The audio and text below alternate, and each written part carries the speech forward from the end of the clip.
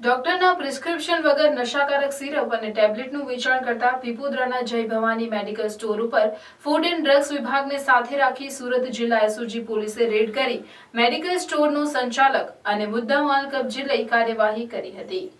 Police મહાનિરીક્ષકની રાહબરી હેઠળ police અધિક્ષક હિતેશ જોયસરના માર્ગદર્શન હેઠળ સુરત ગ્રામ્ય વિસ્તારમાં ચાલતા મેડિકલ સ્ટોર ઉપર ડોક્ટરના પ્રિસ્ક્રિપ્શન વગર નશાકારક સિરપ તથા નશાકારક ટેબ્લેટ ડ્રગ્સનું વેચાણ કરી લોકોના સ્વાસ્થ્ય સાથે ચેડા થતા હોય તેવા ઇસમોને ઝડપી પાડવાની સૂચના આપવામાં આવી હતી, જેથી આવા મેડિકલ સ્ટોર શોધી કાઢી તેમના વિરુદ્ધ કાર્યવાહી માટે એસઓજી શાખાના પોલીસ ઇન્સ્પેક્ટર બીજી ઈશરાણી નાઓને સૂચના આપેલ। ત્યારબાદ શાખાના પીએસઆઈ વીઆર ઠુમર તથા એસઓજી શાખાના પોલીસ માણસો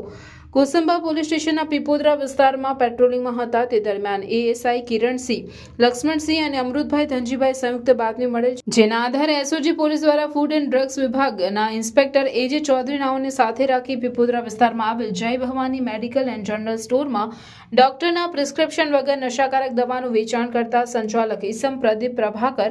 મૂળ